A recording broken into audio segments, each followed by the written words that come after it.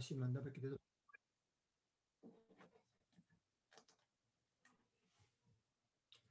저희는 계속해서 하나님의 속 감정, 하나님이 품고 계시는 마음에 대해서 조금 한번 좀 가깝게 들여다보자, 이런 취지로 말씀을 계속 나누고 있습니다. 오늘은 그 세 번째 시간이고요. 창세기 오늘 읽으신 부분 21장인데 16장과 21장 같이 해서 생각을 좀 해보려고 합니다. 우리가 성경을 읽어가다 보면 종종 이건 되게 낯선데 잘 모르는 얘기인데, 교회 안에서 잘 들어보지 못한 얘기인데 라는 것들이 불쑥불쑥 나타나게 됩니다. 오늘 우리가 같이 생각해 보려고 하는 말씀도 그런 말씀 중에 하나라고 생각이 됩니다. 그런데 오늘 말씀, 하갈이 이스마엘과 함께 쫓겨나서 광야에서 거반 죽게 되었다가 하나님의 도우심으로 살아나는 이 장면을 우리가 사실은 자주 설교를 듣거나 묵상하는 본문이 아닌데, 오늘 그 낯선 본문들을 한번 들여다보면서 우리가 계속 지금 해나가는 하나님의 마음에 대해서 우리가 또 한번 들여다볼 수 있는 기회가 됐으면 좋겠습니다. 오늘 본문은 21장에 나와 있는데, 21장을 이해하기 위해서는 16장으로 내려가고 그 다음에 22장으로 같이 세 개를 같이 보아야 하는, 세트로 보아야 되는 그런 스토리입니다. 오늘 얘기만을 띄어서 보면 사실 이게 명확하게 하나님이 어떤 마음으로 이 얘기를 전달하는지가 조금 클리어하게 우리에게 와닿지 않기 때문입니다.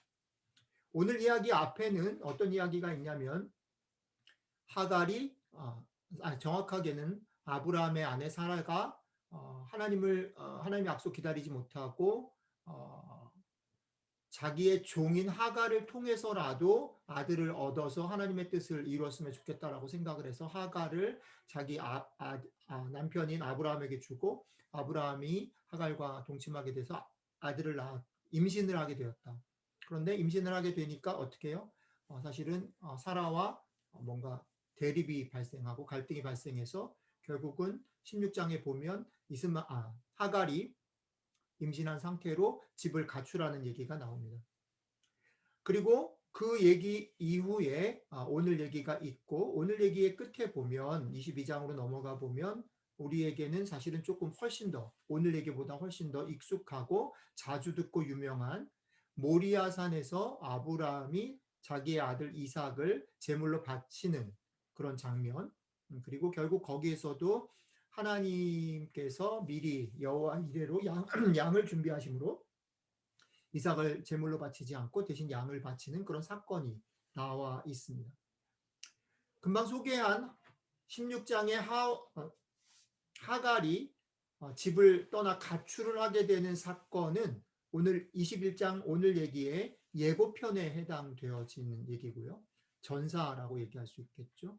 그리고 재밌는 거는 22장에 나와 있는 아브라함이 이삭을 모리아산에서 바치는 사건은 오늘 이 사건과 사실은 관계가 없어 보이는 듯 하지만 흥미로운 게 뭐냐면, 오늘 사건과 상당히 구조적으로 병행되어져 있는 세트 같은 그런 스토리라는 겁니다. 여러분들이 두 사건을 한번 집에 가서 다시 한번 좀 읽어보시면 21장과 22장의 사건은요, 여러 가지 면에서 구조적으로 유사합니다. 21장 오늘 본문 속에서도 하나님은 하갈과 이스마엘이 죽게 될 것을 아심에도 불구하고 그것을 허락하시는 평소 하나님답지 않은 행동을 취하십니다. 22장에서도 마찬가지죠. 평소 하나님답지 않은 이삭을 제물로 바치라는 아주 평소 하나님답지 않은 명령을 함으로 사건이 둘 다 시작되어집니다. 그리고 이 두 사건은 진행되어지는 과정 속에서 묘하게 대조가 되는데, 아브라함과 사라, 아브라함과 하갈, 그리고 아브라함과 이스마엘, 아브라함과 이삭이라는 두 병행되어지는 가족의 구성원들이 대조되어지면서 진행되어집니다. 그리고 재밌는 건 뭐냐면, 이 사건의 끝부분에 가면 오늘 사건 속에서도 하갈과 이스마엘이 죽을 수밖에 없다는 것을 아시면서도 허락하셨던 하나님의 처음 시작과는 정반대의 결과가 드러나죠. 눈을 들어서 보게 되었을 때에 우물을 발견하게 되므로 이스마엘이 죽는 것을 면하게 됩니다. 22장에 가면 눈을 들어서 보게 될 때에 숲풀에 걸려 있는 양을 발견하게 되므로 이삭의 죽음을 면하게 됩니다. 그러니까 이 두 사건은 구조적으로 시작과 과정과 결과에 있어서 상당히 유사한 구조를 갖는 병행 사건이라는 거죠. 이 두 사건은 사실 그런 면에서 대단히 유사한 구조를 가지고 있고 연달아 21장, 22장에 붙어서 세트로 우리에게 창세기가 소개하고 있는 사건입니다. 자, 그런데 이런 유사한 구조와 유사한 그런 것들에도 불구하고 흥미로운 건 뭐냐면 이 두 사건이 교회 안에서 여러분들의 그런 신앙생활 속에서 이 두 사건이 되게 극명하게 갈라지는 지점이 있다는 거죠. 그게 무엇이냐면 모리아 사건은 교회 다니는 사람들 포함해서 많은 철학자들이나 이 사건에 대해서 대단히 관심이 많고 이 사건을 뭐 여러 가지로 해석을 하면서 관심을 많이 받는 사건입니다. 그런데 교회에서나 우리가 신앙생활을 하면서 오늘 21장의 이 이스마엘과 하갈이 죽게 된 사건, 특별히 이스마엘이 죽게 된 사건, 죽을 뻔했다가 살아난 이 사건에 대해서는 사실은 교회가 별로 관심을 표명하지 않는다라는 겁니다. 재밌죠? 거의 유사한 사건으로 소개되어지고 있는 두 얘기가 사실은 분량이나 그런 부분에 있어서도 거의 동등한 분량을 차지하고 있는데요. 이 두 사건이 하나는 교회 안에 대단히 중요하고 유명한 본문으로 소개되어지지만 하나는 거의 잊혀져 가는 본문이 되었다는 거죠. 왜 이런 일이 발생했을까? 이게 제 질문이기도 하고요. 이 질문을 조금 틀어서 다른 쪽으로 한번 여러분들에게 질문하면서 오늘 얘기를 시작해 보려고 하는 겁니다. 뭐냐면 하나는 잊혀져 버린 사건이 되어졌는데 하나는 대단히 유명하고 중요한 사건이 되어 버렸는데 왜 성경은 그러면 이 두 사건을 공이 비슷한 비중으로 비슷한 구조로 우리에게 소개하고 있느냐 하는 겁니다.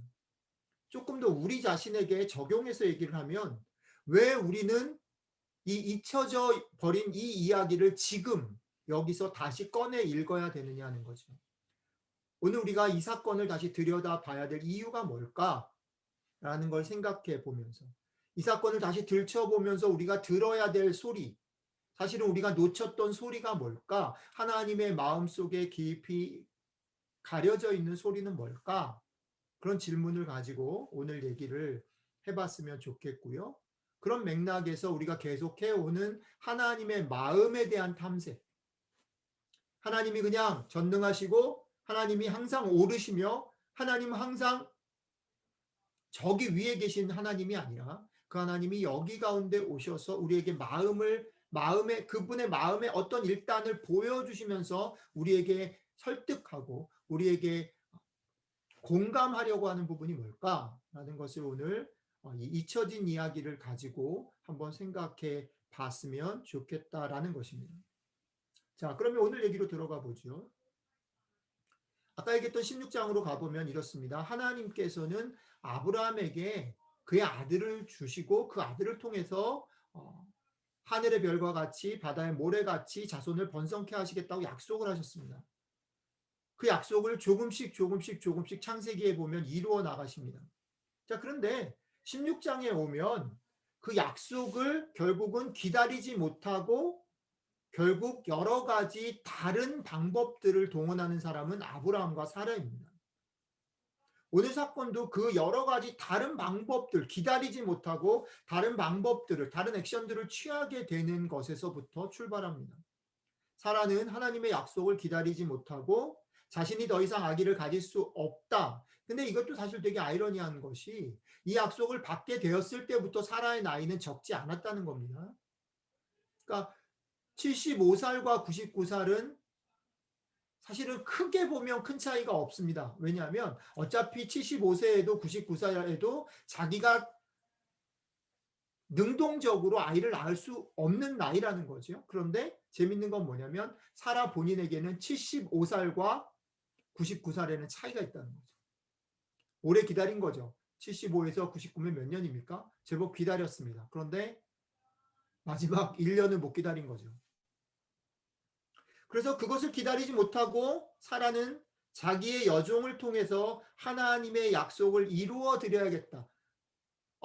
기다리고 기다리다 보니까 이게 하나님이 실수하실 것 같은, 하나님이 실패하실 것 같은 그 불안한 하나님을 향한 열정이 나온 거예요. 그래갖고 하나님을 위한 거룩한 결정을 하게 됩니다. 뭡니까? 하나님의 이 실수인지 뭔지는 잘 모르겠으나 망가질 수 있는 이 위험을 자기가 도와야겠다. 희생을 각오했을 수도 있습니다. 한번 생각해 보십시오. 사라가 여러 가지 시나리오를 그리지 않았겠습니까? 그죠? 자기의 여종이 아기를 낳게 되면 어떤 일이 벌어질 것이라는 것을 생각을 안 하고 이러지 않았을 겁니다. 그죠? 생각했을 거예요. 그런데 어쩌면 좀 좋게 평가를 해보죠. 사라는 그 희생도 감수하면서 하나님의 일들을 도와드리려고 한 거지. 거룩한 결정이라고 제가 소개해드렸습니다. 그리고 재밌는 건 그 결정과 사라의 헌신의 결과로 어떤 일이 벌어집니까? 하나님의 약속이 이루어지는 일이 벌어지죠. 임신을 하게 되는 것입니다. 그런데 사라가 머리로 상상했던 것과 실제 일 사이에는 갭이 있었던 것 같아요. 그죠? 임신을 하게 되니까 어떤 일이 벌어집니까? 예상을 못했던 파트는 뭐냐면 하갈이 이 정도로 덤빌지 몰랐다 이런 거죠. 하갈이 이 정도로 자기를 치고 올라올 줄 몰랐다. 그러니까 여성들의 그 암투와 이거 여성이라고 표현하면 좀 그러네. 모든 사람들이 갖고 있는 권력욕의 그 힘을 예상을 못했다. 그렇게 돼서 어떤 일이 벌어집니까? 결국은 사라가 구박을 하게 되는 거죠. 구박을 하게 되는 거죠.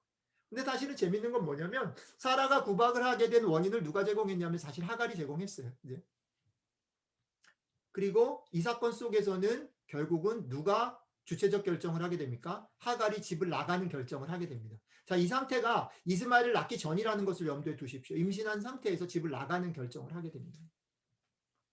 자, 그런데 이 사건 속에서 하나님의 태도를 잘 보십시오. 집을 나간 하갈 앞에 하나님의 사자가 나타나서 어떤 얘기를 합니까? 돌아가라 이렇게 얘기합니다. 집으로 돌아가라 얘기. 가출이 옳지 않다라는 판단을 하시는 거죠. 돌아가라. 근데 돌아가라고 그냥 말만 하면 돌아가지 않을 걸 알기 때문에 하갈에게 어떤 얘기를 합니까? 약속을 주죠. 내가 네 아들 이스마엘을 지킬 거고. 그러니까 이게 사실은 아브라함에게 주셨던 약속과 상당히 유사한 약속입니다. 자손의 축복에 대한, 민족을 이룰 것에 대한 약속을 주십니다. 그리고 그런 것들을 이루기 위해서라도 너는 돌아가야 한다라고 돌려보냅니다. 그래서 하갈은 그 약속을 믿고 천사의 말을 의지해서 집으로 돌아오게 되죠. 그게 16장 사건의 끝입니다. 그리고 이것은 아까도 말씀드렸지만 오늘 사건의 서론에 해당되죠. 이게 왜 서론이냐면 이것으로 사실은 잠잠해졌다라고 보여지는데, 왜냐하면 16장과 21장 사이에는 여러 장의 얘기가 있죠. 17, 18, 19 거기에는 뭐 소돔과 고모라 얘기도 있고 아비멜렉을 만나서 아브라함이 사라를 속이는, 그러니까 그 사건 속에 17, 18, 19, 20장의 넉 장 속에서는 하갈이 등장하지 않아요. 그러니까 분쟁이 일어났다가 가출을 했다가 돌아왔는데 그 분쟁이 잠잠해진 것처럼, 가라앉은 것처럼, 해결되어진 것처럼 보여진다는 거예요. 그 집안에 다른 일들이 소개되죠. 그런데 그건 가라앉고 해결된 게 아니라는 것이 오늘 본문 속에 드러납니다. 오늘 우리가 읽은 본문에 따르면 잠시 가라앉아 있었던, 잠잠해 있었던 문제는 아까 그 얘기를 드렸죠. 아까 16장 사건 속에서는 아직 이스마엘이 태어나지 않았어요.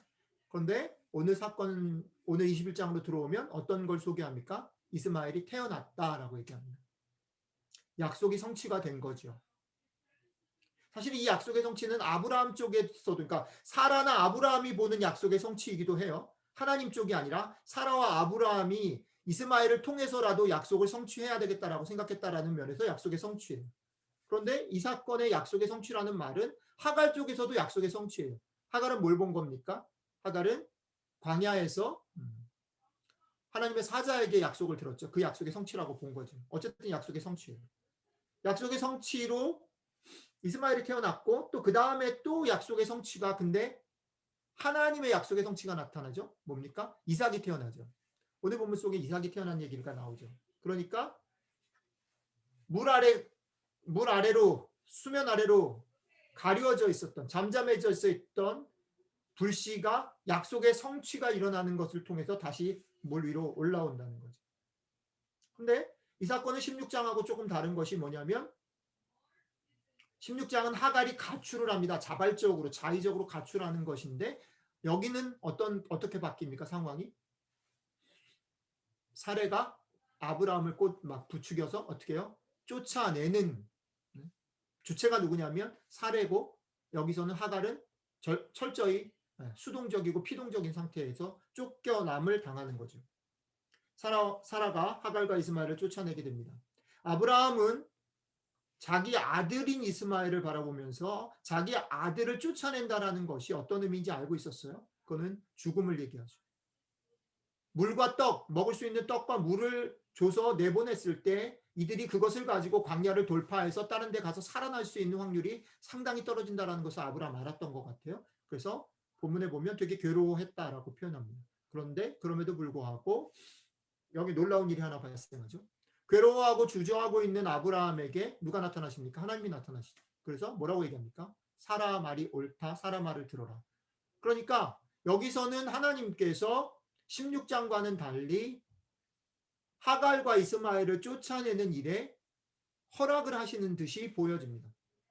16장에서는 들어와서 살라고 나간 하갈을 불러들였는데 여기서는 사라가 하갈과 이스마엘을 쫓아낸다 할 때에 어떻게 그것을 허락하시고 협조하라라고 얘기를 하셨다라는 거죠.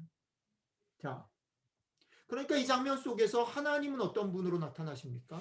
하나님은요, 이스마엘과 하갈이 죽을 수도 있는 이 사건을 허락하고 방조하시고 계신다는 거예요. 여러분들 어떻게 느껴지십니까? 하나님이 그런 액션을, 그런 행동을 취하고 계십니다. 하나님스럽지 않죠.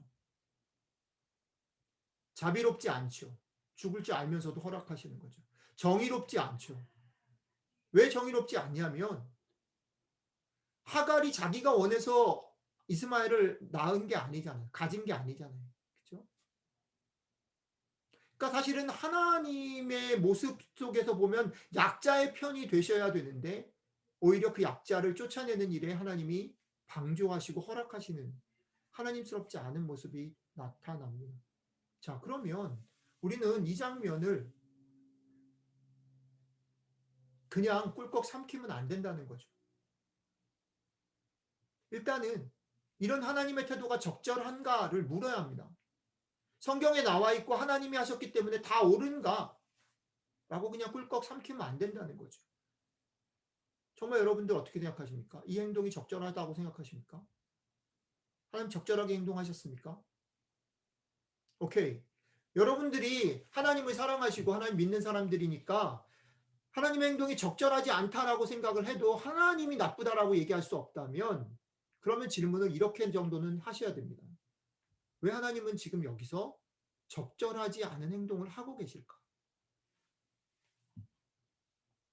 여러분들이 하나님의 태도가 적절하지 않다라고 적극적으로 항의할 수 없다면 최소한 하나님이 적절하지 않은 행동을 하신 이유는 무엇일까를 궁금해하시는 정도까지는 질문을 해야 한다라는 것입니다. 왜냐하면 성경이 그 적절하지 않은 하나님의 행동을 우리에게 꾸역꾸역 소개하고 계시기 때문입니다. 그 얘기를 조금 더 생각을 해보면서 오늘 얘기를 조금 더 진전시켜 보겠습니다. 이스마엘과 하갈 앞에 놓여진 삶이 이스마엘과 하갈에게만 주어진 삶인가? 라고 한번 생각해 볼 때에 저는 어쩌면 우리가 살아가는 삶 속에서도 이런 일이 참 많다라고 생각됩니다. 여러분들의 삶 가운데 이해되지 않는 일이 참 많지 않나요? 억울한 일이 종종 일어나진 않나요? 내가 잘못한 것 같지는 않은데 분명히 저 사람이 더 잘못한 것 같은데 그 결과가 이게 공평하지 않고 정의롭지 않아. 더욱 힘이 드는 건 뭐냐면, 더욱 기운이 빠지는 건 뭐냐면, 억울하고 공평하지 않은 그런 상황들 속에서 하나님이 우리 편을 들어주시지 않는 거예요. 침묵하시거나 방조하고 계신다는 느낌이 드는 일들이 우리의 삶 가운데는 제법 자주 일어납니다. 왜 이런 일이 일어날까? 그리고 이런 일을 대할 때, 이런 일이 우리의 삶 가운데 닥칠 때 우리는 어떤 태도를 취할 수 있을까? 그게 오늘 우리가 하나님의 마음의 한 부분을 읽으면서 좀 같이 생각해 봤으면 하는 부분입니다. 저는 이 질문에 대해서 고민을 하다가 설교를 준비하다가 이런 생각을 해봤어요. 여러분들도 한번 생각을 한번 해봐 주세요. 적절한지 아닌지도 좀 아직 클리어하진 않아요. 어떤 생각이냐면 이런 겁니다. 자, 아빠잖아요, 제가. 우리 아이들이 종종 어렸을 땐 더 그러고 요즘에는 거의 뭐 아빠가 그거를 판단할 능력이 없다라고 생각해서 그러는지 잘 안 오는데, 어렸을 때는 이런 게 자주 와요. 예를 들어서 막 뛰어오는 거죠. 지연이가 됐든 지영이가 됐든 막 울면서 뭐 이런 거죠. 레베카가 때렸어. 레베카가 나를 뭐 티징했어. 뭐 이런 거죠. 그 울면서 뛰어올 때 걔 마음은 뭐예요? 아빠가 최소한 이 일에 대해서 자기 편을 들어줄 거다라는 확신을 가지고 뛰어오는 겁니다. 오버 액션을 취하면서 뛰어오죠. 근데 그러고 나서 이렇게 보면 레베카를 보게 되잖아요. 그죠? 그 원인을 제공했다라고 얘기하는 걔를 보게 되는데, 아빠 엄마는 뭐가 보이냐면 지금 달려온 지현이의 형편만 보이는 게 아니라 레베카가 왜 그랬을지가 보이는 거예요. 그죠? 그래가지고 선뜻 달려온 놈 편을 들어서 이거를 시시비비를 가려가지고 게임을 끝내기가 어렵다라고 판단되어지는 일들이 제법 많이 있어요. 처음에는 혹하죠. 왜냐면 일단 울고 튀어왔을 때는 마음이 그쪽으로 끌리는 게 맞아요. 그런데 실제로 이렇게 생활을 해보면 한 놈 얘기만 들어가지고 해결이 안 돼요. 이놈 얘기를 들으면 이놈 얘기가 맞아요. 억울해. 근데 저놈 얘기를 들어보면 저놈도 다 이유가 있어. 그렇죠? 그렇게 됐을 때 아빠로서 제가 취할 수 있는 스탠스는, 위치는 뭐냐면 대강 얼버무리고 야, 두 놈 다 잘못했어 라든지, 아니면 그냥 덮어버리고 밀고 나가는 거예요. 근데 그렇게 되면 어떤 일이 발생하냐면요, 너무너무 아빠로서 억울한 일이 발생하는데, 뭐냐면 얘도 아빠한테 컴플레인하고 얘도 아빠한테 컴플레인하는 거예요. 양쪽으로 다 욕먹어요. 근데 아빠는 양쪽으로 욕을 먹게 되는 한이 있어도 그 얘기를 누구 한쪽 편을 들 수 없는 상황으로 계속 끌고 나가야 될 때가 있다는 겁니다. 하나님의 그런 태도가 모두에게 실망을 줄 수 있습니다. 부모에게 달려온 사고 당사자 두 아이들에게는 각자에게는 보이지 않는 어떤 시야가 부모들에겐 있을 때가 있어요. 아빠인 엄마인 우리가 아이 한 명이 가질 수 없는 시야를 가지게 될 때에 우리는 그 사건에 개입하지 않게 됩니다. 개입하는 일을 포기하게 됩니다. 저는 오늘 사건을 이해하는 데 있어서 이런 어떤 경험이 되게 중요한 모티브가 되지 않을까라는 생각을 하는 거예요. 아까 말씀드렸던 대로 이 사건이 왜 출발했는가를 좀 생각해 볼 필요가 있습니다. 사라는 사라대로 명분이 있어요. 그죠? 사라가 하갈을 아브라함에게 아내로 줄 때 사라 마음은 편했겠습니까? 저는 꼭 편하진 않았다고 생각해요. 고민이 있었겠죠. 그리고 나름대로 고민 끝에 자기 나름의 명분을 정했습니다. 그 명분을 따라서 행동을 했죠. 아브라함 역시 마찬가지 명분이 있었을 겁니다. 하갈은 아닐까요? 하갈은 하갈대로 억울함이 있었겠죠. 이 사람들은 각자 자기들 나름대로의 옳음과 명분이 있습니다. 우리들의 삶에 있어서 우리도 마찬가지입니다. 우리는 우리가 기대하는 정답을 가지고 하나님 앞에 나옵니다. 우리는 우리가 옳다라고 하는 명분을 가지고 하나님 앞에 따지러 나옵니다. 따져달라고 요구합니다. 하지만 하나님은 그 기대에 부응하실 수 없습니다. 왜요? 다 옳기도 하고 다 틀리기도 하기 때문에. 하나님이 이 순간에 어느 한쪽 편에 서게 된다면, 시시비비를 가리게 되면 통쾌해 보일 수 있지만 하나님은 졸지에 어떻게 됩니까? 공평하지 못하게 됩니다. 이를 해결하는 것이 아니라 이를 더 엉클어트리게 만들어 버리게 된다라는 것입니다. 많은 그리스도인들이 오늘 본문을 잘못 읽으면 이렇게 읽을 수 있습니다. 하갈과 이스마엘은 당연히 쫓겨날 만한 존재이고 존중받지 못해도 괜찮은 존재이다. 그렇게 버림받고 죽어도 큰 문제가 없어. 라고, 그리고 그런 사람이 아닌 아브라함과 이삭의 줄에 서야 되는, 그게 좋고 옳은 신앙이야 라고 생각해 버릴 수 있습니다. 특별히 한국 기독교인들이, 보수적이라고 하는 한국 기독교인들이 이런 위치에 우리를 포지셔닝 할 때가 참 많이 있습니다. 성경을 그렇게 읽고 하나님을 그렇게 이해하기 때문입니다. 우리가 오랫동안 지켜왔던 신앙의 전통과 신앙의 해석들의 기초에서 하나님이 우리 편이다라는 확신을 가지고 우리가 믿고 따르고 우리를 지켜와 주시는 하나님, 그 하나님이 우리의 편이시기에 그 편에 속하지 않는 다른 사람들은 어떻게 취급받아도 그들의 형편들은 대수롭지 않은 거야라고 여기고, 그들이 그 대수롭지 않은 것에서 회복될 수 있는 유일한 길은 이쪽 편으로, 우리 편으로 돌아오는 길밖에 없다라고 생각할 수 있다는 것입니다. 그리고 우리는 그런 마음들, 그런 우리의 확신들을, 그리고 그 확신을 견고하게 하는 신앙의 여러 가지 체험들을 통해서 기독교라는 종교를 단단하게 만들어 갑니다. 그런데 그렇게 단단해진 기독교는, 우리의 신앙은 그 신앙 안에 있지 않은 다른 사람들과 두터운 벽을 쌓게 됩니다. 그런데 오늘 얘기가 만약에 이렇게 마무리된다면 세상 사람들이, 그리고 우리가 내린 결정이 세상 사람들과 벽을 단단하게 쌓는 쪽으로 간다 할지라도 그것은 옳을 수 있습니다. 그런데 놀랍게도 오늘의 얘기는 거기에서 끝나지 않습니다. 하나의 얘기가 더 있습니다.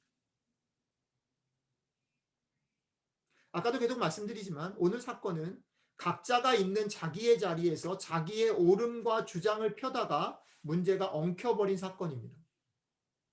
아브라함은 아브라함대로, 사라는 사라대로, 하갈은 하갈대로 자기 있는 자리에서 자기의 옳음과 주장을 하다가 엉켜버린 사건입니다. 그래서 그들은 엉켜버린 상황 속에서도 무엇을 주장하냐면요, 하나님 앞에 무엇을 얘기하냐면 시시비비를 가려주십시오. 나는 억울합니다. 나는 정당합니다. 나에게도 이유가 있습니다. 하나님 우리 편이 되어주십시오를 얘기합니다. 하나님은 그런 각자의 주장에 대해서 침묵하시죠. 그런데 놀라운 건 뭐냐면 그 침묵으로 끝나는 것이 아니라 그 침묵의 끝에 아브라함도, 사라도, 하갈도 더 이상 자기가 옳음을 주장하지 못하게 되는 상황들이 벌어지는데, 아무도 자기의 주장을 하지 않게 되는 상황 속에 하나님은 침묵을 깨고 등장하십니다. 거기서 등장하셔서 우리가 눈치채지 못했던, 우리가 소홀히 여겼던, 우리가 보지 못했던 하나님의 속마음을 드러내십니다. 그리고 당신의 일을 우리와 상관없이 이루어 가십니다. 본문이 보여주는 대단히 흥미로운 지점이 있습니다. 그게 뭐냐면 본문 속에서 보면 광야로 쫓겨나서 억울해하고 통곡하고 하나님 앞에 막 얘기하는 사람은 누구냐면 하갈입니다. 하갈이 막 울어요. 사실은 우는 것뿐 아니라 여기서는 하나님의 협박을 가합니다. 근데요, 성경은 이렇게 말합니다. 하나님이 하갈의 소리를 듣거나 하갈의 울음을 듣고 마음을 고치시거나 이 사건에 개입하셨다라고 얘기하지 않고 두 번이나 하나님이 이스마엘의 소리를 들으셨다라고 말합니다. 이건 대단히 중요한 포인트라고 저는 생각합니다. 하나님이 하갈의 소리를 듣지 않고 하나님이 이스마엘의 소리를 들으셨다는 것. 뭐가 차이가 있을까요? 어차피 거기 아닐까요? 아니요, 그렇지 않습니다. 하갈의 소리 속에는 여전히 뭐가 있어요? 자신의 처지가 옳다, 자신이 억울하다라는 자기의 주장이 있어요. 그러나 이스마엘의 소리에는 뭐가 있어요? 아무것도 할 수 없는 무기력함이 있습니다. 이스마엘은 여기서 더 이상 울 수조차 없는 것이에요. 이 울음은 바깥으로 터져 나오는 울음이 아니에요. 하나님만 들으실 수 있는 울음이에요. 하나님께서 이스마엘의 소리를 들으셨다라고 할 때 성경은 이 스토리 속에서 이스마엘이 울었다는 얘기를 하고 있지 않아요. 왜요? 여러분, 극한 상황으로 가면 울 수 없는 상황이 되는 거예요. 울 수 있는 건 그나마 힘이 있는 것이죠. 자기를 주장할 수조차 없는 거지. 하갈의 울음과 땡깡과는 달리 이스마엘은 울 수조차 없어서 그저 멍하게 망연자실하게 소구름을 우는 상태입니다. 그런데 성경은 하나님께서 그 소리에 민감하게 반응하셨다라고 말합니다. 하찮은 것, 자기의 주장조차 할 수 없는 약자, 소수자를 하나님이 버려두지 않으시고 옹호하시고 지키시고 그 소리를 소리되게 하셨다라고 말합니다. 그리고 그 소리를 소리되게 하시는 하나님이 등장하셨을 때 이 사건 속엔 반전이 전개됩니다. 여러분, 이 사건, 하나님이 이스마엘의 소리를 들으셨다라는 이 말을 쉽게 씹어볼 필요가 있습니다. 하나님이 이스마엘의 소리를 들었다라는 건 이게 아닙니다. 이스마엘의 소리를 들어보니까 이스마엘이 옳구나. 이게 아니에요. 그 소리가 들어보니까 옳아서 들어줄만 해서가 그 들어줄 만한 무게가 있어서 예편을 들겠다라는 게 아니라는 겁니다. 아무도 들어주지 않는 소리기 때문에 이게 소중하고 옳지 않아도 그 존재 자체로 소중하기 때문에 그 소리에 나라도 귀를 기울여야겠다라는 게 하나님의 마음이라는 겁니다. 하나님이 우리 편이신 이유가 내가 조금이라도 하나님 앞에서 편 들어줄 만한 가치가 있어서나 내가 옳은 말을 하기 때문이 아니라 내 존재 자체가 아무도 알아주지 않고 나도 나조차 인정하지 않을 상황이라 할지라도 존재 자체가 하나님 앞에서 들어줘야만 하는 존재라는 거예요. 그리고 아무도 들어주지 않기 때문에 하나님은 들어주신다는 거예요. 하나님이 우리 편이다라는 말의 뜻이 이런 거라는 거죠. 그러니까 이 속에 어떤 마음이 담겨져 있냐면 하나님의 마음 속에는 옳고 그름 시시비비를 가리는 것을 넘어서는 그분이 창조하신 생명 하나를 존중하는 진정, 이 아무도 돌아보지 않고 정말 죽을 수밖에 없는 이 생명이 얼마나 살아야 된다라는 절박함, 살려야 된다라는 절박함, 그 존중감을 가지고 계시는 게 하나님의 마음이다라는 걸 보여주는 거죠. 여러분들과 제가 어려움 가운데서도 살 수 있는 이유가 무엇입니까? 이 하나님이 우리의 그 신음을 우리가 납득하든 납득하지 못하든, 우리가 옳든 그렇지 못하든, 하나님이 우리를 귀히 여기시고 존중하시며 우리의 소리를 귀 기울이시기 때문에 살 수 있다, 버틸 수 있다, 망하지 않는다는 거죠. 여러분들 자신에게 이것을 깊게 적용해 보시면 참 좋겠습니다. 저는 이 말씀을 준비하면서 저 자신을 되게 많이 생각해요. 여러분들이 조금 아시듯이 제가 정말로 몸이 많이 정말 약해졌어요. 깜짝깜짝 놀라요. 회복이 안 돼요.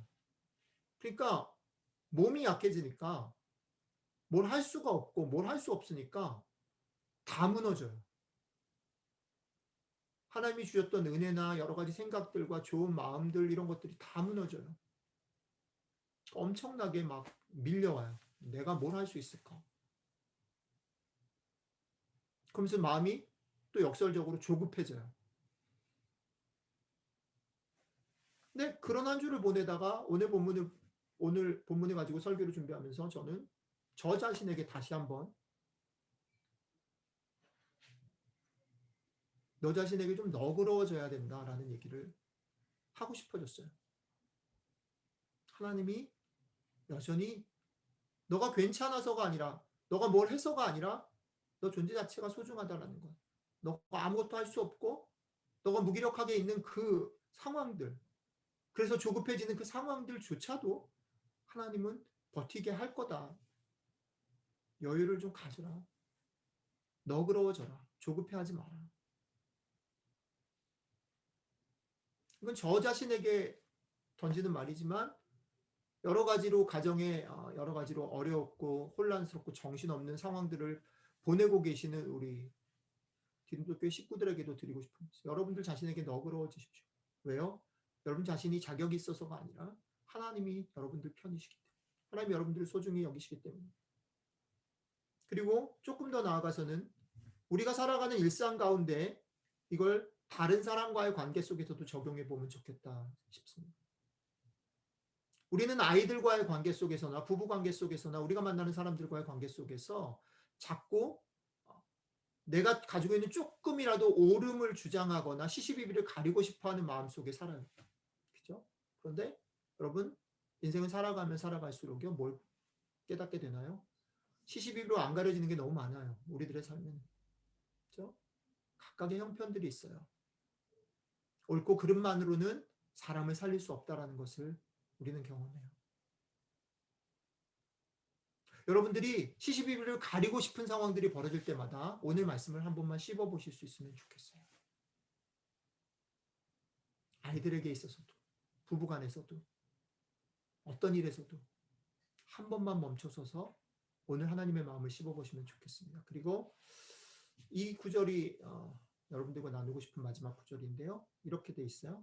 본질적인 것에는 일치를, 생명을 살리는 것, 하나님의 마음을 가지고 사는 것, 본질적인 것에는 일치해야 돼요.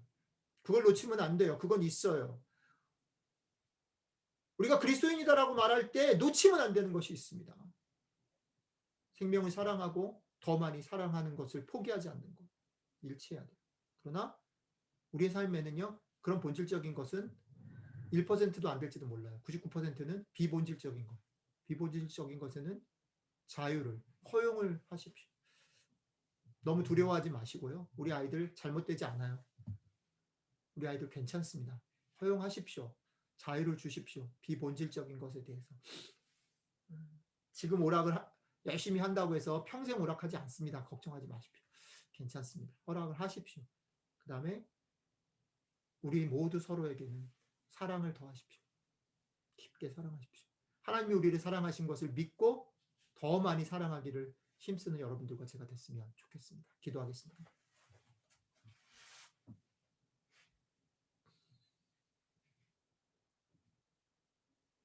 주님, 주님이 우리를 사랑하신 것을 다시 한번 기억하기를 원합니다. 주님이 우리를 자격이 있어서 조건이 돼서 무언가 옳아서 그것을 인정해 주신 것이 아니고 우리의 존재 자체를 사랑하셨다라는 그 말을 다시 한번 기억하며 우리 자신들에게 조금은 너그러운 그런 삶을 살아갈 수 있으면 좋겠습니다. 우리 자신에게뿐 아니라 우리 아이들에게, 부부간에, 우리가 만나는 사람들 안에서 조금은 너그러워지기를 원합니다. 그리고 더 많이, 더 열심히 하나님이 우리를 사랑하셨기에 사랑하기를 힘쓰는 저희들이 될 수 있도록 함께 해주시면 좋겠습니다. 감사드리며 예수님 이름으로 기도했습니다. 아멘.